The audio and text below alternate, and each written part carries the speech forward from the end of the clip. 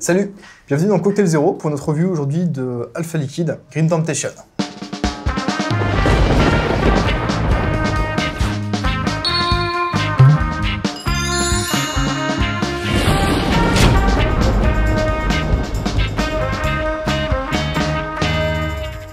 Salut Xavier. Salut Clément.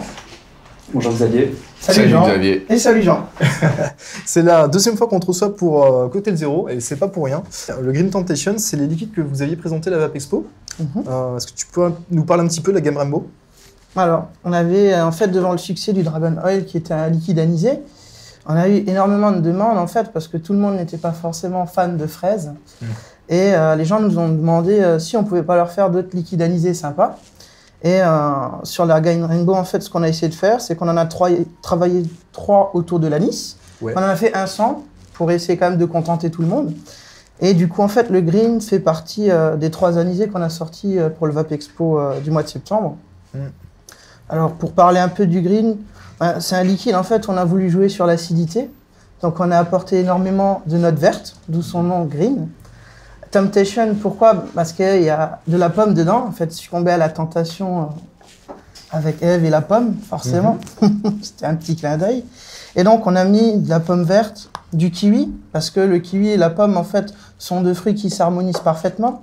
On a ramené une petite note de citron vert pour intensifier, en fait, ce petit côté acidulé. Et derrière, en fait, l'anis qui apporte ce côté un petit peu sucré, chaleureux, doucereux. Et une pointe d'absinthe, en fait, pour relever avec un petit côté herbacé et vraiment complexifier le liquide. Je suis assez d'accord, je le mettais bien dans le film des absinthes, mais acidulé, un petit peu bonbon, fruité, il a plein de choses pour lui. Les gens?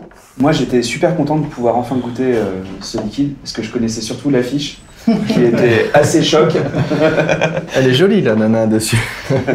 Et c'était une super découverte. Pour le coup, je trouve que vous avez apporté un élément en plus au liquide anisé.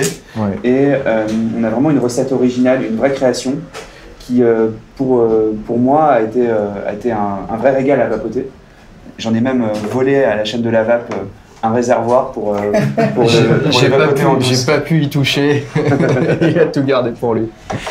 Bah oui, moi je vois pas grand chose à ajouter au descriptif qu'a fait Xavier parce que tout ce qu'il a décrit, on le ressent.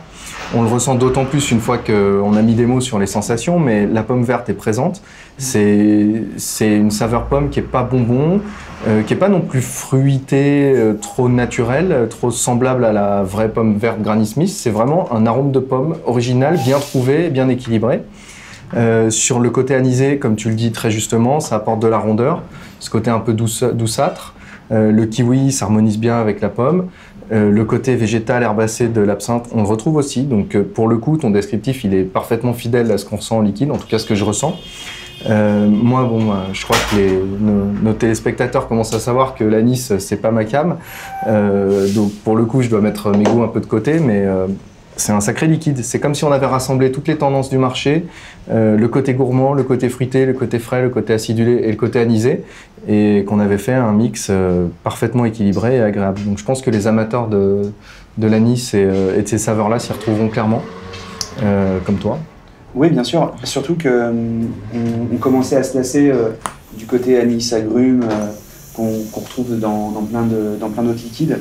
Et je pense qu'il y a vraiment un intérêt à essayer ça pour tous ceux qui ont aimé des trucs genre Snake Oil ou d'autres, et de retrouver un second souffle dans leur kiff à l'anis. Ouais. Après, bien sûr, il ne va pas s'adresser à tout le monde. Il faut aimer l'anis, elle est très présente. Ce n'est pas un liquide à la pomme. Et je pense qu'il mérite d'être testé. Bien que pour moi, ça soit un peu le coup de cœur de la semaine sur c'est un chouette liquide. Au niveau PGVG, vous êtes proche du 60-40 là-dessus? C'est ça. C'est dans la gamme cocktail. Donc on est sur un ratio de 36% de VG. Donc c'est vrai qu'on a aussi plus de douceur grâce à la VG. Le volume de vape forcément va être un peu plus conséquent que sur le 80. C'est un peu le but, c'est de façon un liquide qui va être réservé aux gens qui ont envie d'aller un peu plus loin dans la vape et qui ont redécouvert un peu leur papilles. Et ça leur permet en fait d'avoir des liquides en fait plus complexes et de s'éclater un petit peu comme ça. Et ça le rend aussi accessible aux drippers, parce que c'est intéressant pour une partie des personnes qui aiment sentir à fond les saveurs. Moi, je trouve que c'est quand même un bon liquide parce qu'on était habitué au Red Aster ou des trucs qui étaient vachement myrtilles. Finalement, là, avec la pomme et le kiwi, t'as un truc qui s'est vraiment bien démarqué, que j'avais pas vraiment vu avant dans le liquide. Donc chapeau. Merci. Et au niveau commercial, ça marche, le Green Temptation? Bon retour? Là, en fait, de la collection qu'on avait sortie au Vape Expo, on avait 4 liquides. Ouais. Et en fait, le Green avec le Black, qui lui n'est pas le liquide anisé, sont en fait les deux, on va dire, best-sellers du deuxième semestre 2014. D'accord, donc la communauté des vapoteurs s'y retrouve, on discute sur les forums, ça, la machine a bien pris là-dessus. Oui, il a vraiment bien plu. Après, ce qui était intéressant aussi dans ce liquide, c'était de jouer sur les niveaux de puissance. Parce que quand tu vas l'avoir en bouche, en fait, la première fois, tu vas tout de suite avoir cette petite attaque de pomme acidulée. Derrière, tu vas venir sentir le côté anisé absinthe. À l'expiration, tu as la petite peau de citron vert en fait, qui va revenir, mais très légèrement. Et ce qui est intéressant, c'est que le kiwi va se retrouver sur la langue. Et donc, tu as vraiment une échelle de puissance qui est différente. L'anis n'est pas écrasant. Parce que comme tu le disais avant, en fait, beaucoup de gens n'aiment pas forcément l'anis parce que ça la renvoie généralement au Ricard qui est très très chargé en anis. Et donc là, ça écrase le palais. Alors que l'anis, en fait, c'est une super belle molécule qui est d'ailleurs utilisée beaucoup en hiver. Et quand elle est dosée avec assez de justesse, en fait, elle apporte de la subtilité et pas de l'écœurement. Que dire de plus? Franchement, à part... All day ou pas? All day, pour ceux qui aiment l'anis. Pour ceux qui aiment l'anis. Pour moi, non, mais pour moi, oui. Très clairement, j'apprécie le vaper avec vous là aujourd'hui. Tu passes un bon moment, Jean? Ouais, je passe un bon moment, ouais. Ça fait plaisir. Jean? Jean, il a fini la fiole. All day pour moi, sans hésiter. Vraiment un super liquide.